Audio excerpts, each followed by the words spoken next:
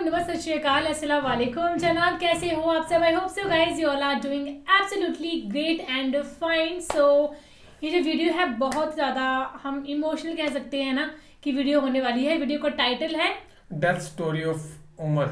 हजरत उमर जी की death story के बारे में ये बताएंगे। यस। सो वीडियो को पूरा देखना लास्ट तक। और वीडियो है bye Maulana Tariq Jameel ji. So let's see, वैसे हम उनके बयान सुनते हैं, हमें पता है कि उनके बयान बहुत ज़्यादा इमोशनल होते हैं।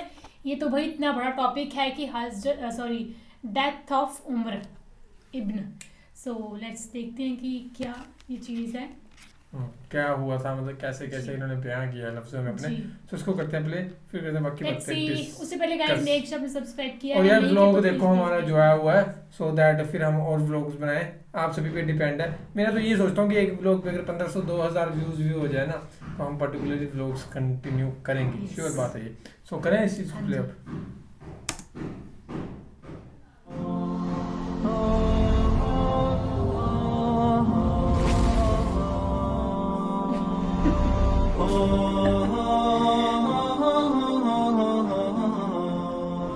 उमर बिन अब्दुल अजीज जिस तख्त पर बैठे उस पर सुलेमान था, उस पर वलीद था, उस पर अब्दुल मलिक था।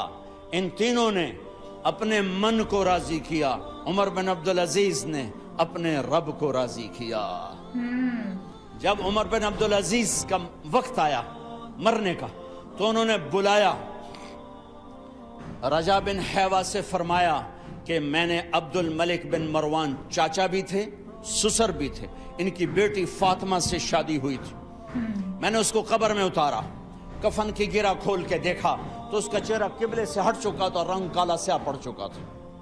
अब्दुल मलिक बिन मरवान गोरा चिट्टा था, ये जगह सुर्ख था, काला। फिर मैंने वलीद को कब्र में उतारा, उसका बेटा 10 साल हुकूमत की, इसने 21 साल हुकूमत की, इसने 10 साल की, वलीद बिन अब्दुल मलिक। मैंने उसके कफन की गिरा को खोल के देखा तो उसका रंग स्याह हो चुका था और किबला की तरफ से चेहरा फिर चुका था। फिर उस सुलेमान का वाक़या तो अभी सुनाया। फिर उस सुलेमान को कब्र में उतारा और उसके कफन की गिरा को खोल के देखा तो उसका चेहरा किबले से हट चुका था। अब मैं जा रहा हूं, मुझे देखना। पहले तीनों ने हुकूमत की पूजा की और उमर बिन अब्दुल अजीज ने अपने अल्लाह की पूजा की। उन्होंने एक बड़ा अजीब खुतबा दिया जब खलीफा बने। ऐ लोगो, बचपन में शेर व शायरी का शौक था तो मैं शायर बना, थोड़ा सा उठान हुई तो इल्म का शौक लगा, मैंने इल्म हासिल किया। जवान हुआ तो फातिमा बिन्त अब्दुल मलिक से इश्क हुआ, मैंने उससे शादी की। अब अल्लाह ने मुझे हुकूमत दे दी है, अब तुम देखोगे मैं इससे अपने अल्लाह को राजी करूंगा। हमारे हुक्मरान तो वोट से आते हैं और चले जाते हैं 4-5 साल के बाद, उनकी वरासत में हुकूमत आ रही है और 3 बर्रे आजम पर हुकूमत है और ऐसा रोब दबदबा है बनु उमैया का, कोई उनके सामने सर नहीं उठा सकता। और ये बंदा 2 साल 2 महीने 3 बर्रे आजम में ज़कात लेने वाला कोई ना बचा, 3 बर्रे आजम में सवाल करने वाला कोई ना बचा, 3 बर्रे आजम में जालिम कोई ना बचा, 3 बर्रे आजम में मजलूम कोई ना बचा। लेकिन खुद कैसा रहा? घर आए, फातिमा बड़े अच्छे दिन गुजरे हैं, अब इम्तिहान है, मैं तेरा हक नहीं अदा कर सकूंगा, तलाक लेनी है मैं हाजिर हूं, साथ देना है तो मेरे अपने हक माफ करो, अपने हक माफ करो। फातिमा जैसी औरत इंसानी तारीख में कोई नहीं आई, सियासी लिहाज से, सियासी। दादा मरवान बादशाह, बाप अब्दुल मलिक बादशाह, भाई वलीद बादशाह, दूसरा भाई सुलेमान बादशाह, तीसरा भाई हिशाम बादशाह, चौथा भाई यजीद बादशाह और अपना खामिन बादशाह। 7 निस्बतों से ये औरत शाहजादी है। कायनात इंसानी तारीख में इतनी बड़ी औरत कोई नहीं आई, सियासी। फातिमा कहने लगी, उमर मैंने सुख के दिन तेरे साथ गुजारे हैं, दुख में तुझे छोड़ के नहीं जाऊंगी, जाओ मैंने अपने सारे हक माफ किए। फिर हजरत उमर बिन अब्दुल अजीज की रातें और दिन कैसे गुजरे? फातिमा बिन्त अब्दुल मलिक फरमाती हैं 2 साल 2 महीने में वो मेरे बिस्तर पर मेरे साथ नहीं लेटे, उन्हें गुस्ल की ज़रूरत नहीं पेश आई। मुसल्ले पे बैठते और रोते रोते रोते वहीं सो जाते और रोते रोते वहीं से उठते। पर 3 बर्रे आज़म में जालिम कोई ना बचा, मजलूम कोई ना बचा, ज़कात लेने वाला कोई ना बचा, भिखारी भीख मांगने वाला कोई ना बचा। 3 बर्रे आज़म को ऐसे साफ कर दिया। ये फैसलाबाद भी उनकी हुकूमत में शामिल था, चूँकि मुल्तान वो बम्बई तक और मुल्तान दीपालपुर तक, ये सारा इलाका मुल्तान में आता है। और मोहम्मद बिन कासिम ने मुल्तान फतह किया वलीद के ज़माने में। अपनी हुकूमत को अल्लाह की रज़ा के लिए इस्तेमाल किया। कैसे इस्तेमाल किया? सारे माल फातिमा का सारा जेवर बैतुल माल में डाल दिया। तनख्वाह पे आ गए। ईद का मौका आया, बच्चों ने माँ से कहा, 12 बच्चे थे, बच्चियां 12 बच्चे बच्चियां, हमें कपड़े लेकर दो, ईद आ रही है, हर आदमी अपने बच्चों के लिए कपड़े ले रहा है। हमारे बच्चे भी कह रहे हैं कपड़े लें, जाओ भाई लो। फातिमा के पास उमर 3 बर्रे आजम के बादशाह के बच्चे आ रहे हैं, माँ जी ईद आ रही, कपड़े तो ले दें, अब्बा से कहें। कि अब्बा से बात करती हूँ। अब्बा तशरीफ लाए, खजाने लबालब भरे हुए गंदम के ढेर की तरह। कि अमीरुल मोमिनीन बच्चे कपड़े मांग रहे हैं। फातिमा मेरे पास तो पैसे नहीं, मैं कहां से कपड़े लेकर दूं, मेरे पास तो पैसे कोई नहीं।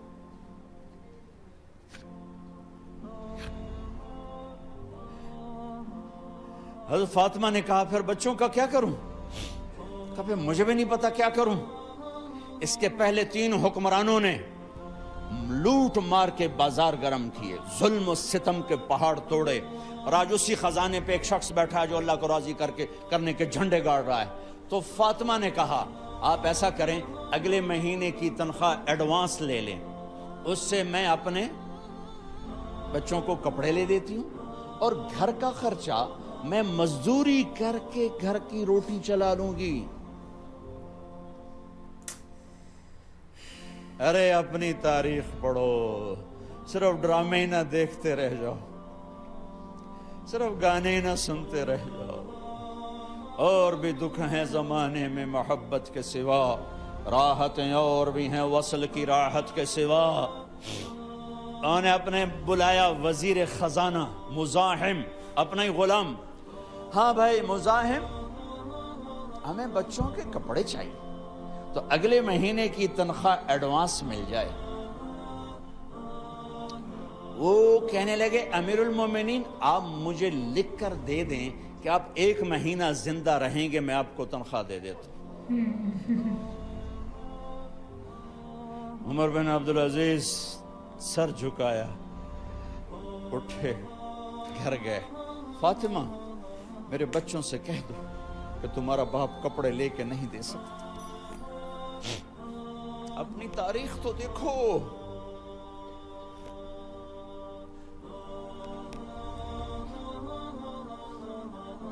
ईद का दिन आ गया, खलीफा वक्त ईद की नमाज पढ़ाते थे, नमाजें भी खलीफा वक्त पढ़ाते थे। बनु उमैया का खानदान मिलने के लिए आ रहा है।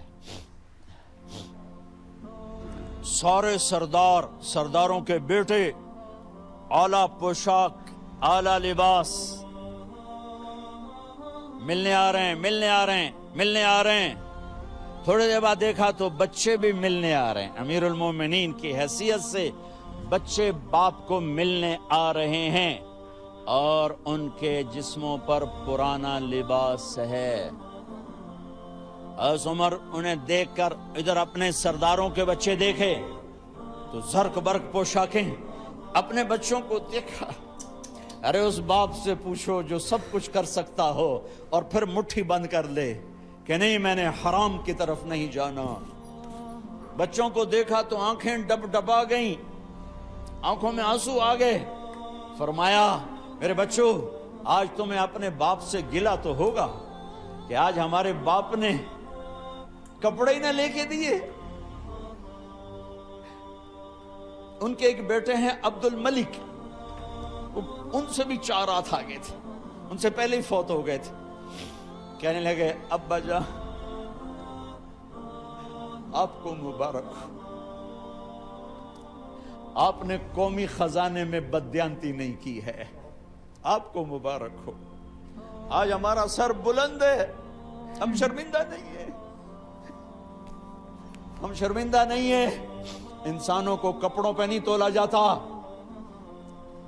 آج کا میرا دیس کا مالدار اتنا فقیر ہو گیا ہے، اتنا چھوٹا ہو گیا ہے کہ وہ اپنا تعارف کروانے کے لیے 50 لاکھ کی گھڑی لیتا ہے، 6 لاکھ کا جوتا لیتا ہے۔ آج کی بیگم اتنی چھوٹی ہو گئی ہے کہ اپنے قد کو بڑا کرنے کے لیے وہ 10 لاکھ کا ہینڈ بیگ لیتی ہے کہ دیکھو میرا بیگ 10 لاکھ کا ہے۔ ارے میری بہن، تو 10 ٹکے کی بھی نہیں رہی اگر تو نے بیگ سے اپنے آپ کو بڑا بنایا۔ او میرے دوست، تو 2 ٹکے کا نہیں ہے اگر تو 10 لاکھ کے جوتے اور 50 لاکھ کی گاڑی سے، 50 لاکھ کی گھڑی سے اگر تو بڑا بننا چاہتا ہے۔ ارے اس دھوکے سے نکلو۔ برینڈڈ برینڈڈ برینڈڈ، کہاں جا رہے ہو؟ جب تم اپنی ذات میں بے قیمت ہو تو رب ذوالجلال کی قسم، تمہاری گھڑیاں، تمہارے بیگ، تمہاری گاڑیاں، تمہارے بنگلے تمہاری عزت کو بڑھا نہیں سکتے۔ ابا جان، آج ہمارا ساڈا ایتھے سر آ گیا، سانو آج ساڈی عید ہو گئی کہ ساڈے ابے آج خیانت نہیں کی تھی۔ آج ہم خوشی سے بلند ہیں کہ ہمارے باپ نے بددیانتی نہیں کی۔ گھر میں تشریف لائے، کہنے لگے فاطمہ کچھ پیسے ہیں، میرا انگور کھانے کو جی چاہ۔ بس فاطمہ رونے لگی۔ فرمایا امیر المومنین، خزانہ تو بھرا پڑا ہے، 1 درم کا بھی تیرا حق نہیں ہے کہ تو 1 درم لے کے انگور خرید لے۔ تو تھوڑا پٹھے، فاطمہ میں جہنم نہیں برداشت کر سکتا۔ او میرے بھائیو، جو دن رات سود میں پھنس چکے ہو، جو دن رات جوے شراب میں پھنس چکے ہو، کیسے اللہ کے سامنے سرخرو ہو کر کھڑے ہو گئے؟ فاطمہ میں جہنم نہیں برداشت کر سکتا۔ نہیں،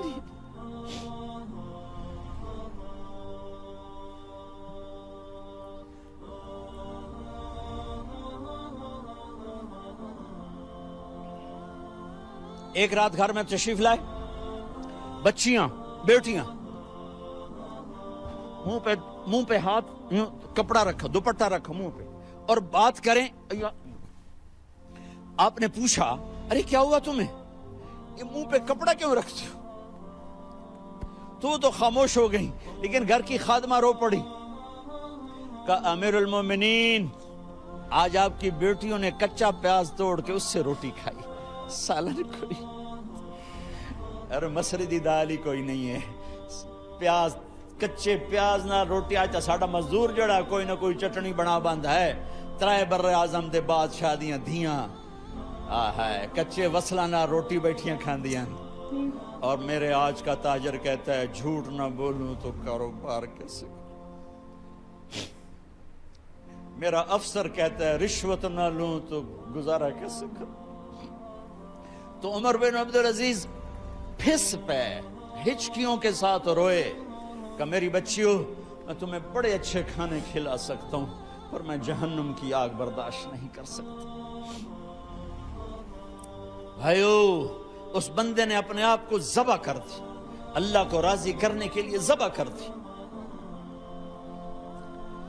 اپنی ذات کو، اپنے جذبات کو، اپنے احساسات کو۔ جب گورنر ہوتے تھے نا تو حضرت فاطمہ کی ایک باندی تھی، ان سے انہیں عشق ہو گیا، تو اپنی بیگم سے کہتے یہ باندی مجھے گفٹ کر دو، وہ کہتی میں نہیں کرتی۔ جب یہ خلیفہ بنے کئی دفعہ ان سے کہتے مجھے ہدیہ کر دو، مجھے دے دو، وہ کہتے میں نہیں دیتی، میں نہیں دیتی۔ جب یہ خلیفہ بنے تو ان کی بیگم نے اس باندی کو نہلایا، خوبصورت زیورات سے سجایا، عالی شان میک اپ کیا اور اس کا ہاتھ پکڑ کے لائی، امیر المومنین یہ آپ کی خدمت میں گفٹ ہے۔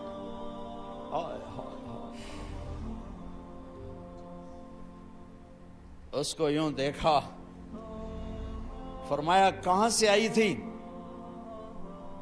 کہا جی عبد الملک نے کوفے سے مجھے زبردستی اٹھوایا تھا، تو دو آدمی بلائے کہ جاؤ اسے اس کے مالک کے پاس واپس بھیج دو.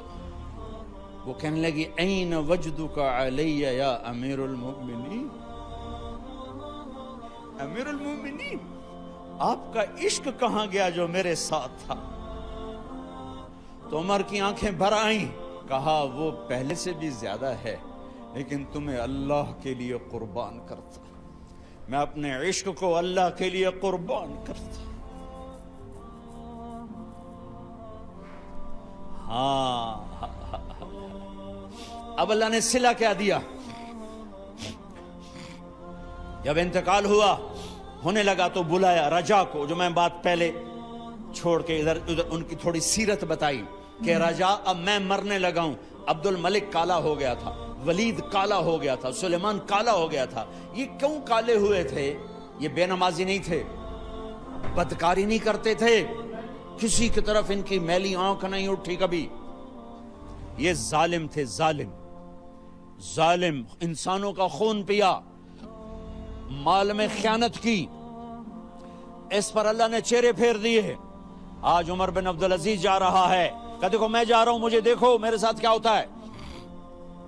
ان کا انتقال ہوا، ان کی میت قبر کے کنارے رکھی گئی اور اب نیچے اتارنا ہے.